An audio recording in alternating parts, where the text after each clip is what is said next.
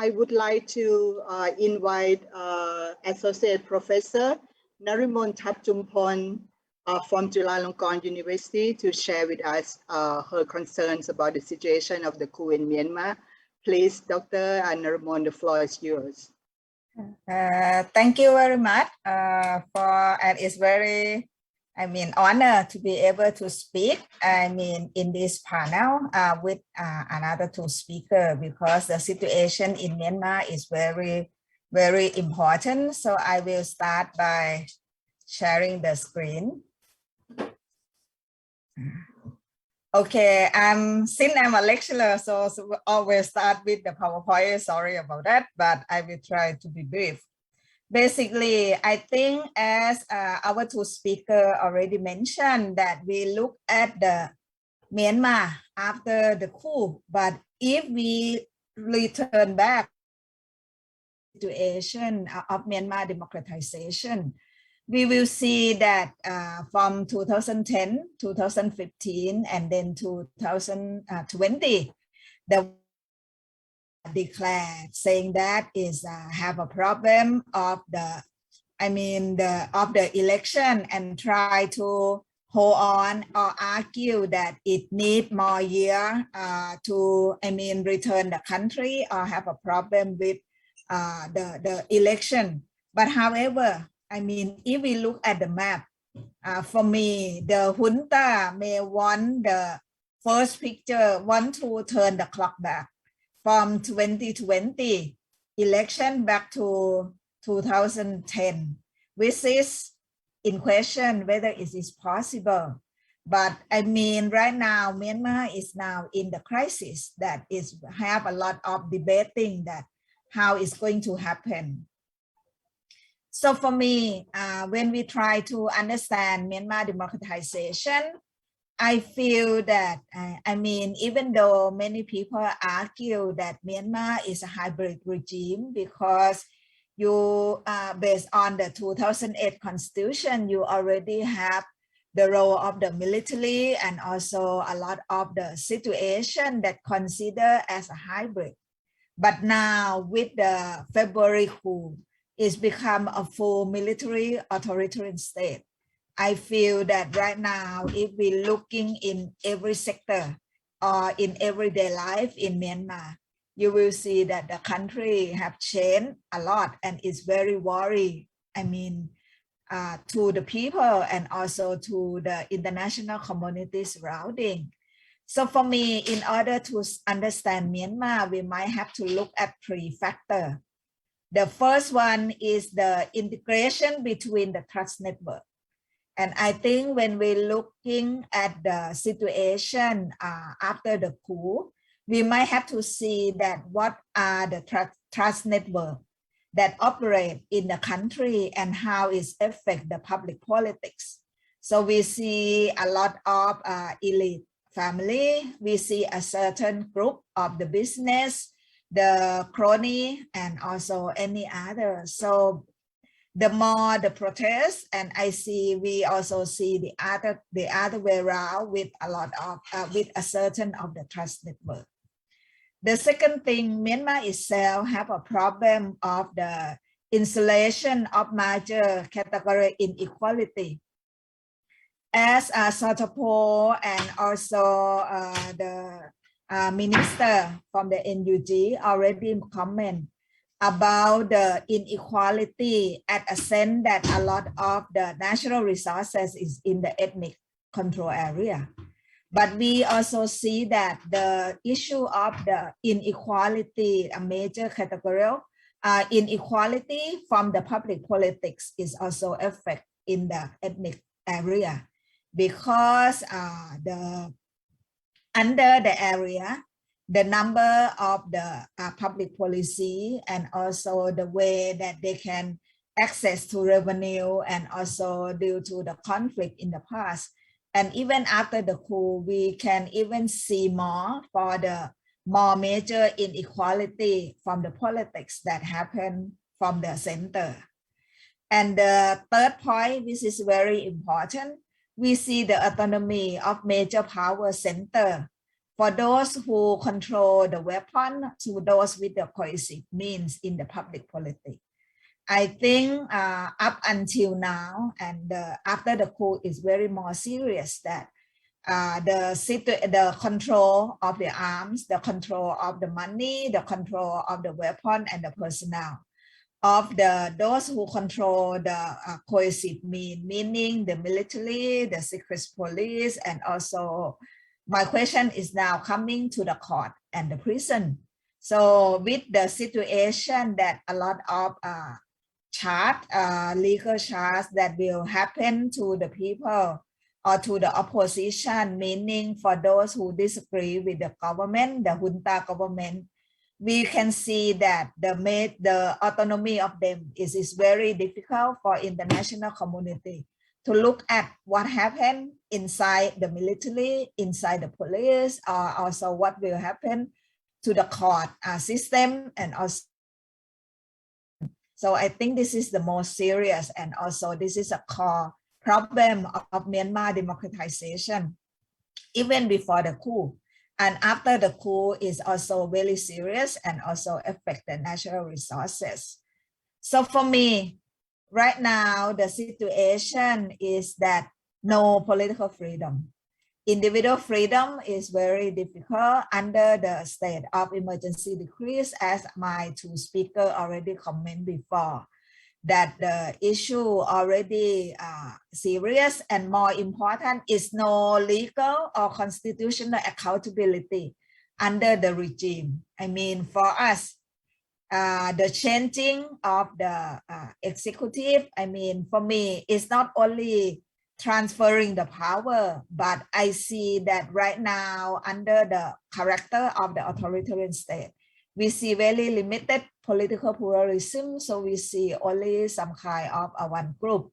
And also the legitimacy is very, I mean, from one person or a certain group of the leader. And for me, I use the word based on emotion because I cannot see any legal basis or any ground or rationale to see why they make such a decision. I mean, looking at the health system, looking at the way run the country after the coup, which has already been 7 months. We see that the social mobilization is very, I mean, minimal, or sometimes it will be no. You are not allowed to protest, you are not allowed to move, you are not allowed to go out of the house, and also a lot of, I mean, democratic system and unfreedom. And lastly, we can see that the wake and shifting power. I mean, right now we might see senior general Min Aung Hlaing, but we don't know from the several leaders, the battalion and others, that who are they, what are they doing, how it's going to happen. I think this is a very difficult situation, and this is a core problem of Myanmar. Why the country still survive after a huge civil disobedience and also after the collapse of the economy. I think from 2010 until 2021, at least 11 years or 10 years from 10 to 20, we can see that Myanmar is changing to the foreign direct investment, the structure and social force factor also change. We see a certain economic development. We see the process of urbanization, industrialization, and mass media expansion. Unfortunately, all these factors has been forced to be under control. And also right now, I'm still worrying that what will happen. We can see that in the past, during the past time, in the last 10 years, we see the growth rate of the GDP. We see the expansion of the industrial zone, and we see the prosperity of the, I mean, the expanding of more media freedom. Yes, we already asked the question about the negative impact of urbanization, industrialization, and economic development without accountability. But right now, after the coup, this factor is even more difficult or serious. Before the coup, many people already looking at how community will control this is the right map. You can see the economic corridor about the road in ASEAN that will link to Myanmar from west to east and also from south and also other. Even though some disagree, some already worry what will happen to the people on the ground. But during that time, at least the role of civil society was able to ask the question. But right now, from the foreign direct investment, I don't know what will happen. I think right now, in the past, during the first term of the NLD, already asked that the oil and gas should for the next generation, but now it's changed. The mining already been asked that is an extractive industry, so it should be closely supervised or hold on for a while. But so basically, the foreign direct investment in Myanmar right now, we might see a lot of the what you call cash economy. Those who will jump as a first time, or those who do not care about the situation of democracy and the livelihood of the people. So the process of foreign direct investment may not be formal economy, but rather go to the informal economy or informal sector, and this is a problem. This is the picture before the coup. But right now, I think several countries has already withdrawn.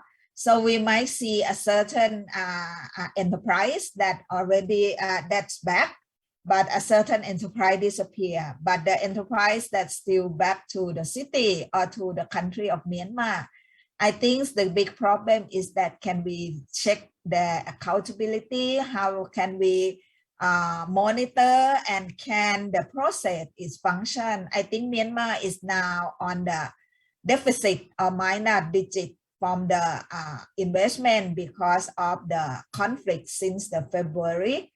But I think at this time, the junta itself try to find a different way in order to survive. So for me, I quite agree when the civil disobedience group talking about we need to look at the economy.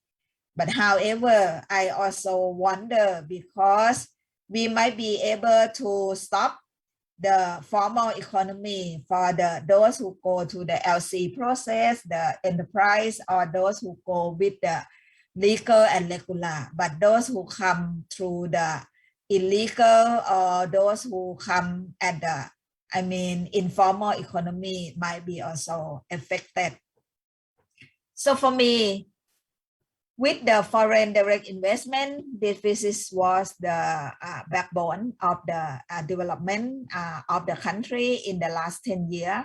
And also the structural condition of the country that you have the autonomous of those who control the weapon. You have the structure of inequality between different ethnic groups.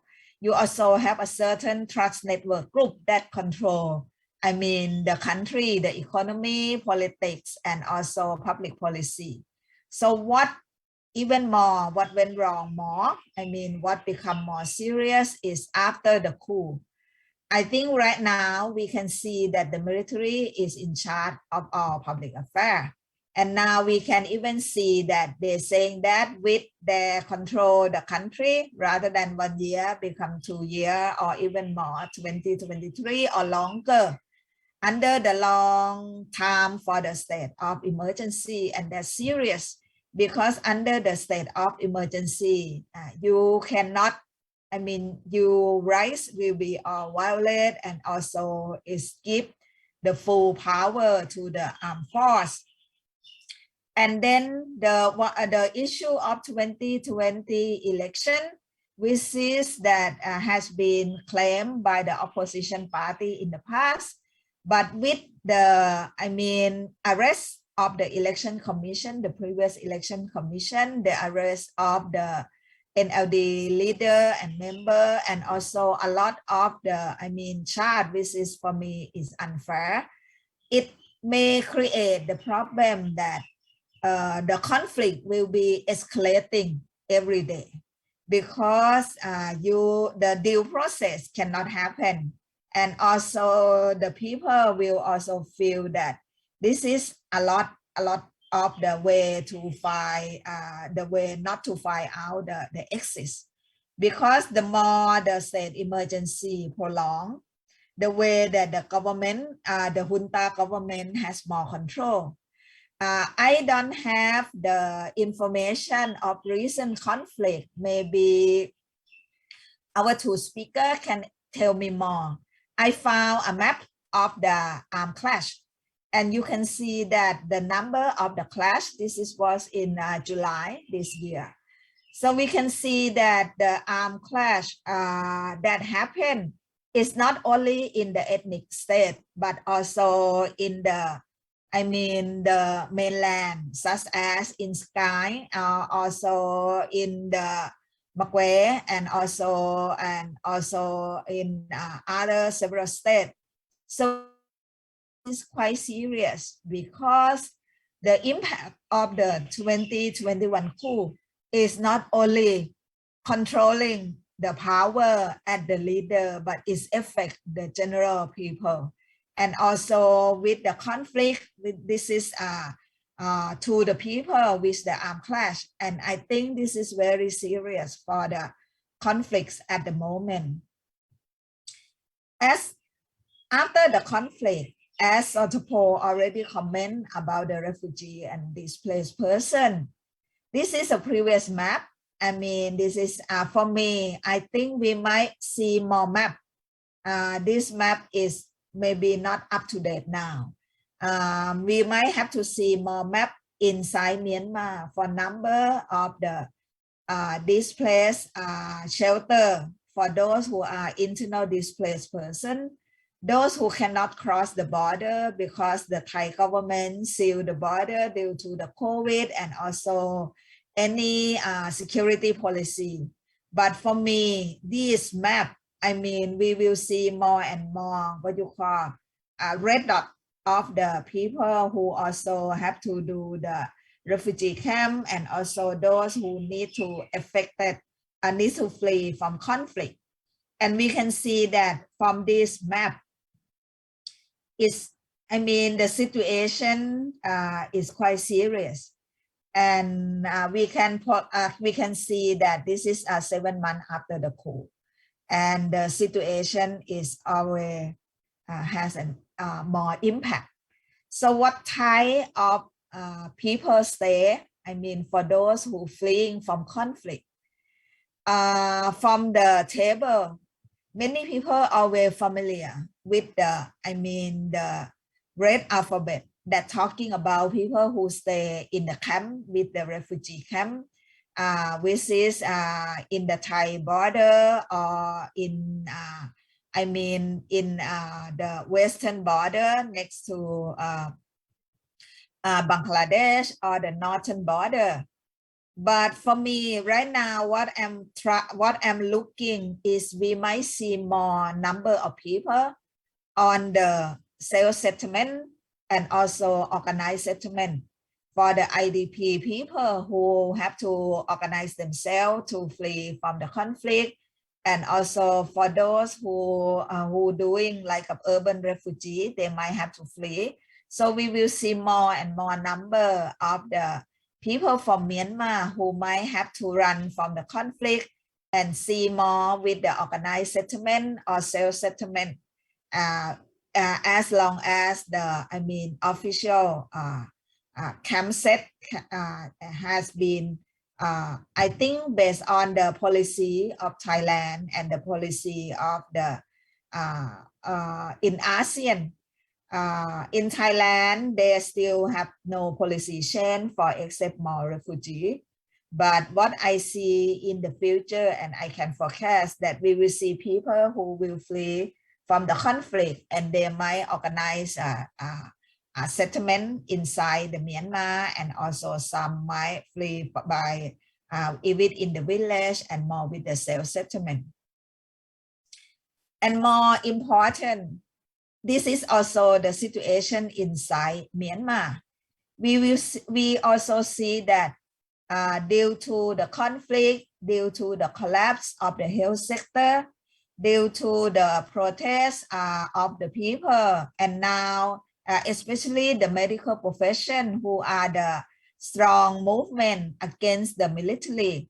And right now, some doctor might be arrested or to, even to control or to taking care of the COVID-19 inside Myanmar. I do not have the update number of those who are infected by the COVID, but I heard that is more than 20,000 a day for the people in all over the country. I don't know how much the number. I think our two speakers can add more. But the health risk in Myanmar is real. And more important, they also face the problem of no income, the problem of the, food security. So basically, it's not only health, but it's also economy and also food and access. And for Thailand, the migrant worker, right now, because of the stop of the banking, so sending remittance home have to go back to the old style with the, with the shop, with the broker shop, or some even cannot transfer. But since the people inside the country have no access to economy, so that also very serious, become a huge more impact, double impact to the people. The access to healthcare and also the people inside Thailand, they are also risk to be illegal migrant because the system has to be stopped. And no, they cannot renew the passport, they cannot get the new MOU, they cannot, continue doing with the legal document that link with their, home country. So among of these, the most vulnerable group are women, children, and elderly people. We might see the protests of the, the people inside Myanmar, and you will see that, even those who do not join the protest, they are also the one who face the more vulnerable because of the situation from the COVID and also situation from the conflict and situation from the military coup. And this group are the most vulnerable among marginal people, and that's quite serious. But what did ASEAN do? Sorry to say, I'm quite disappointed for ASEAN, even though, I have very few hope, but my hope, down every day. And right now, this is already been 7 months. ASEAN did nothing, only meeting, and that's it. So ASEAN already have a summit meeting on the situation in Myanmar and on the Myanmar crisis. But these 5 consensus, and if you look at the 5 consensus, the immediate cessation of violence in Myanmar, this is not happen. They cannot tell anyone to stop violence. The Myanmar military still arrest and also bomb and use the weapon against the people. Constructive dialogue among all parties, this is also not happen to see the peaceful solution on in the interest of the people, even though this consensus seem to be allow the Myanmar military to have a certain role. But for me, it's become a prop for showing of the Myanmar military, but no constructive dialogue, no dialogue at all. And I see that is no peaceful solution or not even any solution that happened. ASEAN also talking about it will looking to meditate, to be facilitated for the envoy. Myanmar envoy. Right now, after 7 months, we see the appointment of the foreign minister of Brunei to be the envoy for the Myanmar situation. But I think, look at the situation right now. I'm not sure whether the special ASEAN special envoy enter Myanmar yet or what happened and how it's happened. And the third, the Myanmar humanitarian situation is in crisis. We face the humanitarian crisis in Myanmar. ASEAN talking about humanitarian assistance that will provide by AHA, the ASEAN Humanitarian Assistance Center. But look at the situation now. I don't see any much happen. We might see a certain support talking about the food support or some kind like a few support, but that from civil society. I don't see much the role of ASEAN, even on the ASEAN humanitarian assistance. And I think for the AHA, the ASEAN Humanitarian Assistance Center, which was setting since the cyclone Nagui in Myanmar, but look at now in 2008. But look at the situation right now.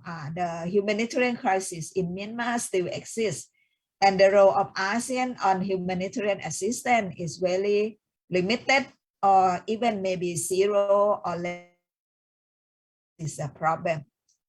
And the last point, as I already said, the visit of the special envoy and delegation to meet all party concerned. I don't know. I think my two speakers might also have to inform us to the audience in these panels that what happened for ASEAN.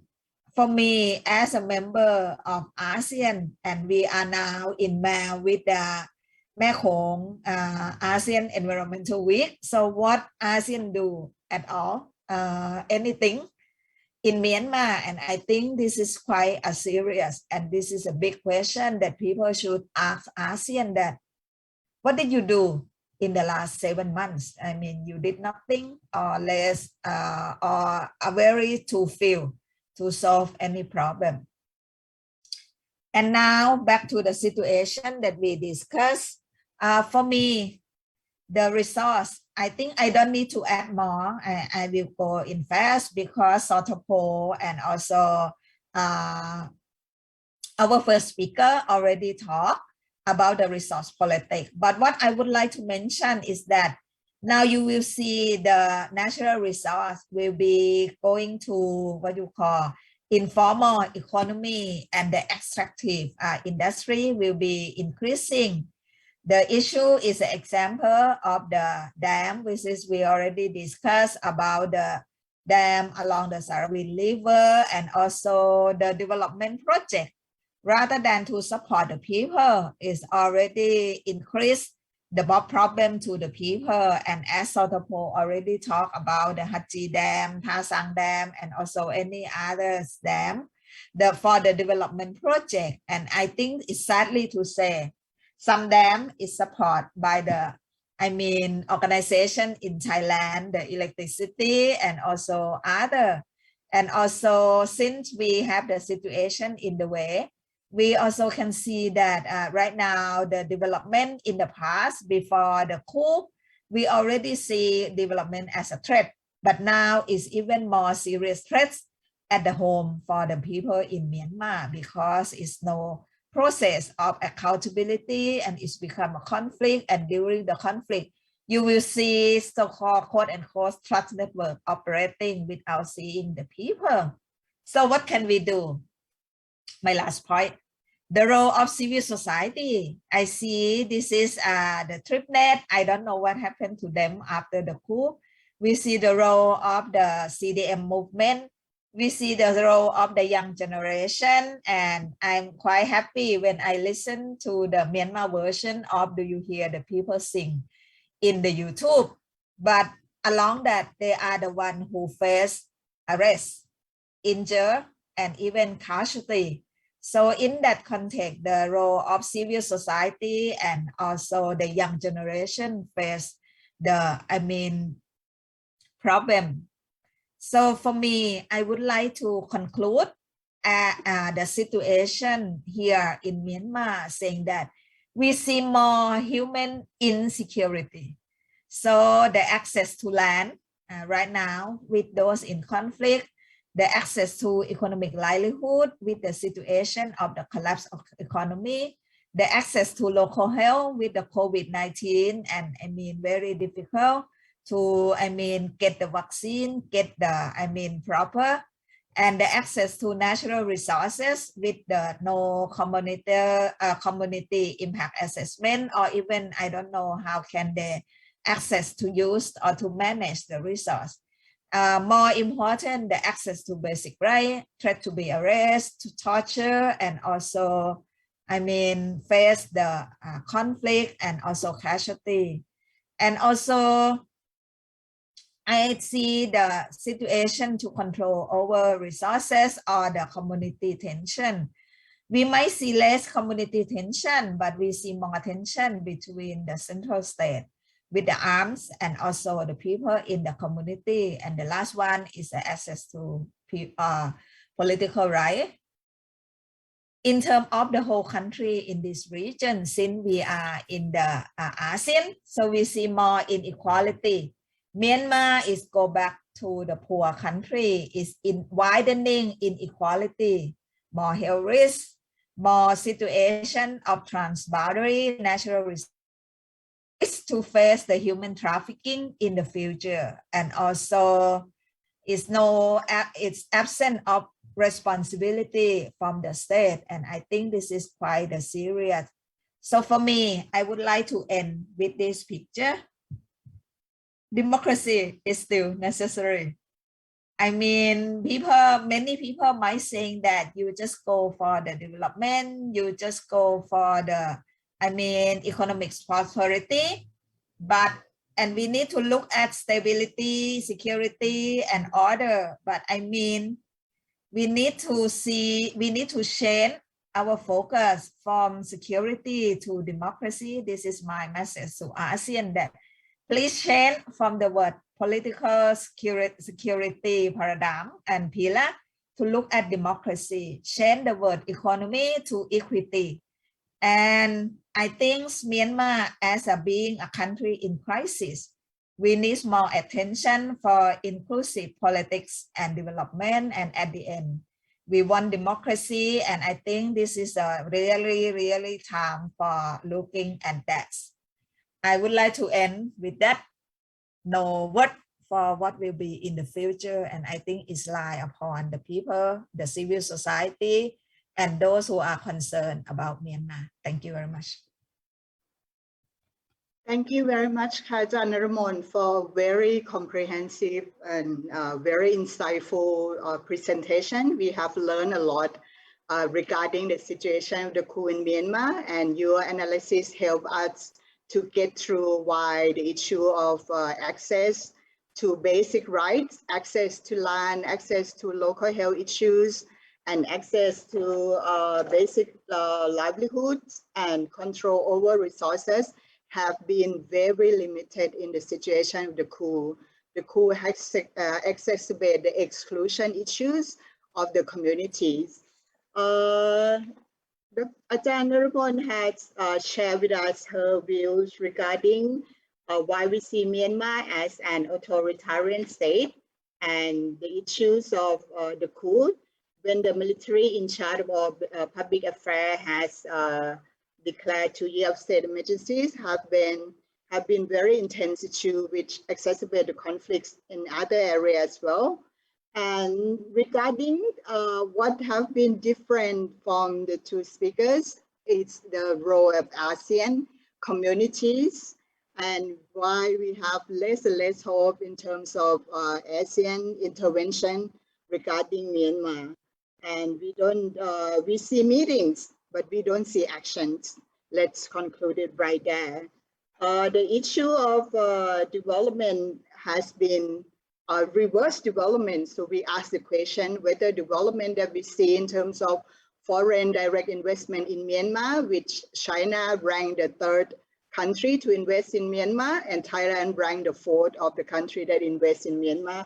With the issue of FDI being increasing, development is questionable.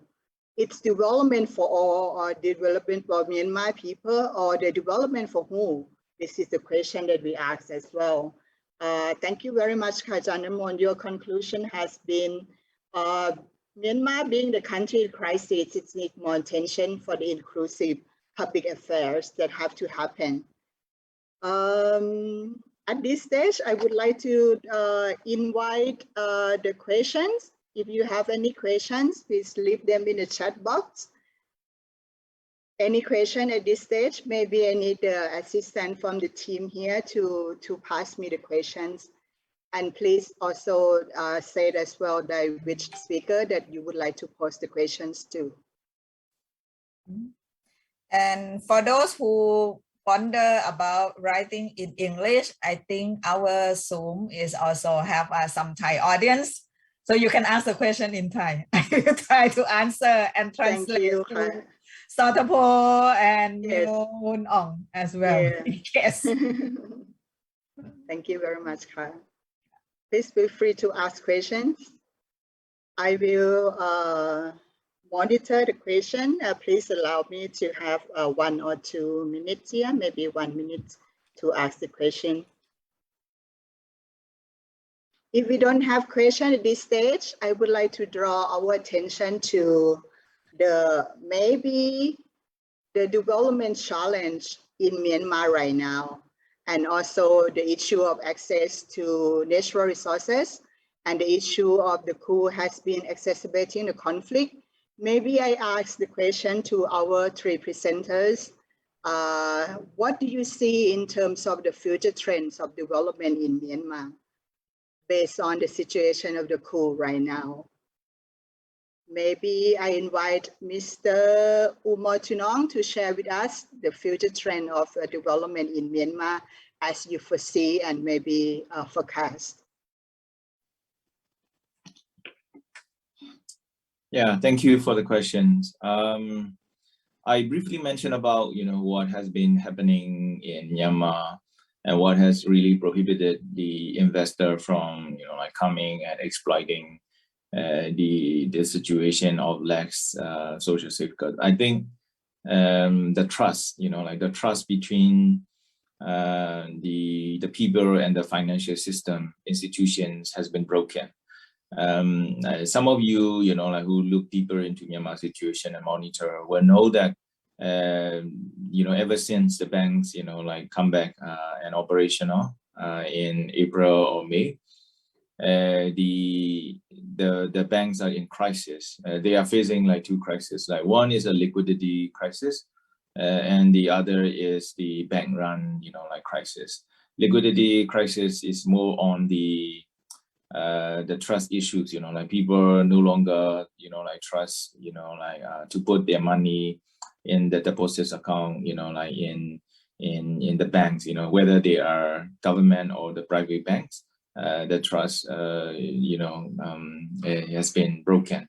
So what happened, like if the whole society lost trust in the banking sector and try to withdraw their money, and you have the issue of bank run, like no banks, even central banks can withstand this kind of onslaught, the cash.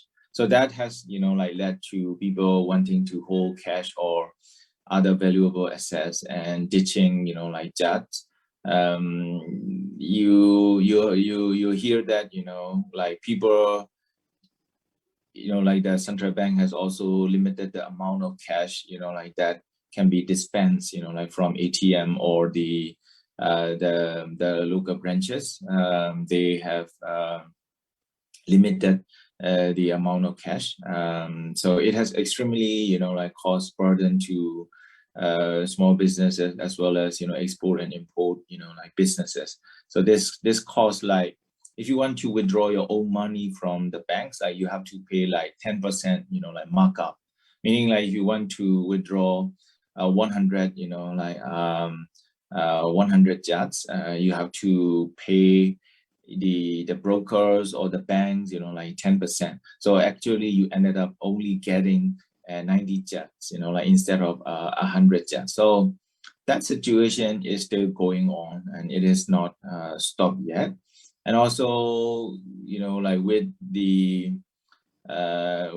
what exacerbated is like Myanmar banks has been famous notoriously because of the crony system.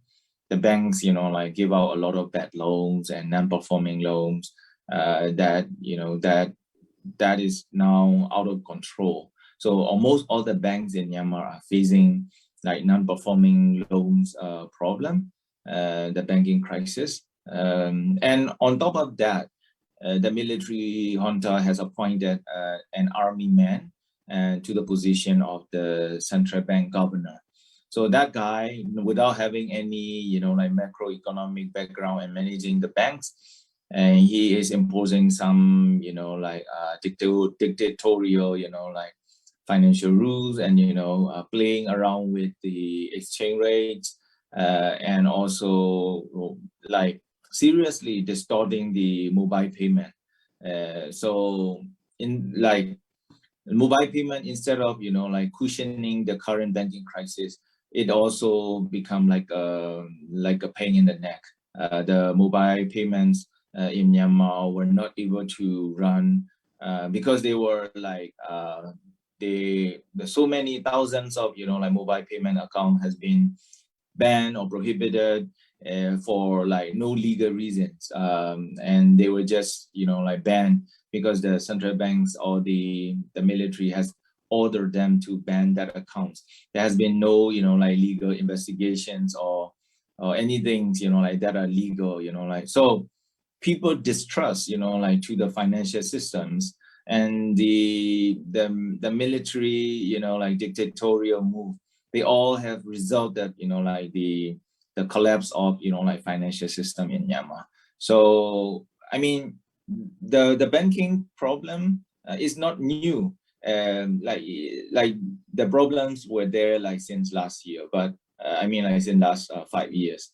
So what the previous government trying to do is introduce a new state assets management program to initiate like managing the bad debts like of the state banks and as well as the private banks. So the coup and the military, I think they has destroyed all these like financial planning, and it has caused like the worst financial crisis that Myanmar faced. So that will not go away in the future very quickly, and so that's created like reverberated a lot of like problem in the business like sentiments.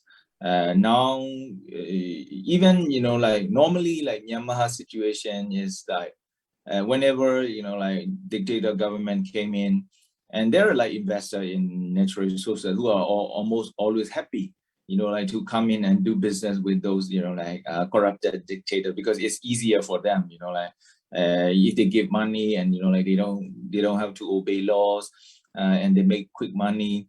But now this time the only thing that is holding them is because of the general lack of like trust in the business environment, and also the uncontrolled the skyrocketing of the inflation and the depreciation of kyats, like all these combines, it's quite impossible for the investor. For instance, like in my portfolio, the energy and the electricity sectors, I already like briefly talk about like how investor could make money like by striking an agreement with the government. And the electricity, like 1 unit for electricity, one electricity unit is the consumer have to pay 125 kyats, like to the government, like after sudden the waiver and threshold. But that doesn't mean that like government is like making money, because out of that 125 kyats, like they have to ration is to maintenance and distribution, and as well as to the generation company. So if you consider that electricity is still subsidized by the government, and that will become worse with this like inflation, because although there is no change in the per unit like price that the government has to pay to the private investor in the electricity generation, the money that they collected from the end user, the customers, is in charge. So you'll see, like the dollar price hasn't changed, but the charge price has changed. So it'll incur a lot of, stress, like to meet those financial obligations. So investors are aware of that particular situation. So with that kind of, outlook, and now, like all these multilateral financial institutions like World Bank, IMF, ADB, all hesitate, to work with the illegitimate, people in power. I think this time, we will only know, like when we have a stable macroeconomic environment, what the business look like. But for the near and the medium term, I guess it will still be very difficult for the foreign investor, like to come and do business in Myanmar, let alone, like businesses, that are very much, like sensitive to human rights, like violation. Even the most opportunistic, like natural resources and energy company, have a hard time making investment decision at the moment. But it doesn't mean that, like illegal businesses or smuggling are not happening. Contrary to that, like we will hear a lot of, illegal mining, illegal logging still continuing at the low level. So that means, like you will see a lot of illegal extraction, smaller scale, like spreading across the country. But the bigger ones, like that involve a lot of, international financial assistance and international private equity financing, they will still find it difficult to operate in Myanmar because of the situation that I just mentioned. Thank you very much for your answer. There's a follow-up question as well, but I will come back after the same question to Ajahn Naruemon and Thapchumpon regarding how do you see the future trends of development, large-scale development in particular in Myanmar. So please share with us, Ajahn Naruemon and Thapchumpon, please. Thapchumpon, you will speak first, or I will jump in. Okay, so for my opinion I'm looking for the grassroots level. So I will give the one scenario is the Silent Peace Park. Silent Peace Park is established by the local people, local parties, and they have their own system, own institution. So kind of institution we already have in ethnic area, and also they have a development plan as well, their own system and development plans. I think it might be good, and also they have other de facto government as well. Ethnic EU also we have.